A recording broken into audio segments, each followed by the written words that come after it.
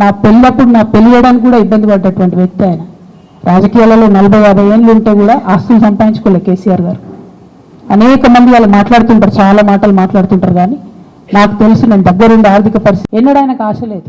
అటువంటి మనిషిని పట్టుకొని సిబిఐ ఎంక్వైరీ చేస్తాం, ఇదే ఇస్తాం, అదేస్తాం. ఎవరు కారణం దీనికి అంతటికి?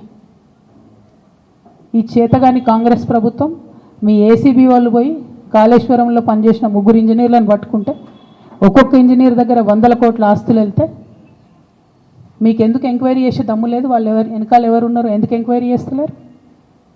ఖచ్చితంగా నేను ఇవాళ చెప్తా ఉన్నా, హరీష్ రావు గారు వెనక, సంతోష్ రావు గారు వెనక రేవంత్ రెడ్డి గారు ఉన్నారు. వాళ్ళని ఖచ్చితంగా కాపాడతారు. అన్ని విషయాలను వాళ్ళని ఏమనరు, వాళ్ళ గురించి ఏం మాట్లాడరు. బాణం ఎంతసేపు కేసీఆర్ గారి మీద ఉంటుంది. కేసీఆర్ గారిని మాట్లాడాలి, కేసీఆర్ గారిని బదనాం చేయాలి.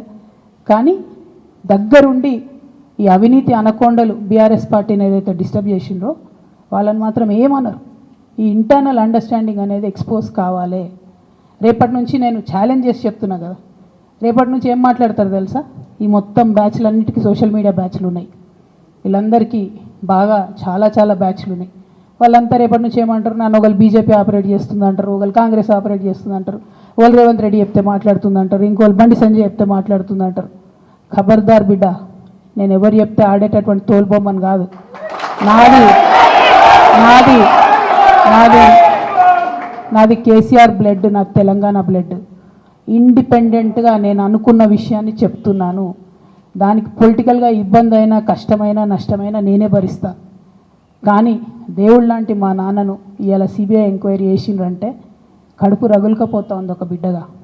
అందుకే చెప్తున్నా, ఇన్ని రోజులు చెప్పలే.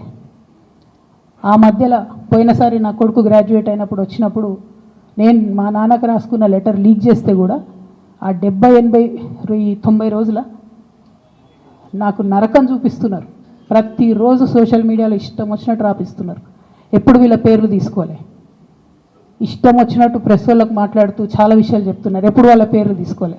ఇలా తీసుకుంటున్నా, ఎందుకంటే విషయం నాది కాదు. ఇది తెలంగాణ పరువు ప్రతిష్టకు సంబంధించిన విషయం. ఇలా దేశంలో ఏ మూలకు పోయినా, ఎక్కడికి పోయినా కేసీఆర్ అంటే ఒక మహానాయకుడు, త్యాగం చేసిన నాయకుడు అని చెప్పి మాట్లాడతారు. రేపటి నుంచి ఏం మాట్లాడతారు? సిబిఐ ఎంక్వైరీ చేస్తే ఏం మాట్లాడతారు? కేసీఆర్ అంటే సిబిఐ కేసు అంటారు. మా నాన్న పరువు పోతే నాకా బాధ, మీకా?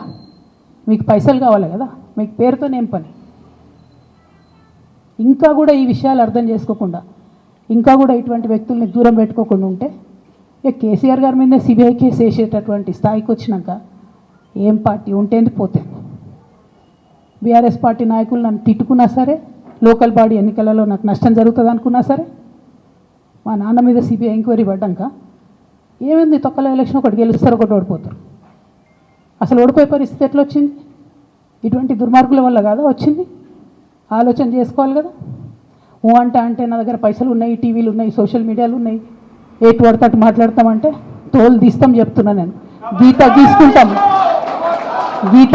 గీసుకుంటాం బిడ్డ. మీరు ఒక్క కమెంట్ పెడితే మేము 10 చేస్తాం. ఏది పడితే అది మాట్లాడచ్చు సోషల్ మీడియాలో అనుకుంటూ చూసుకుంటూ ఊరుకుంటున్నా.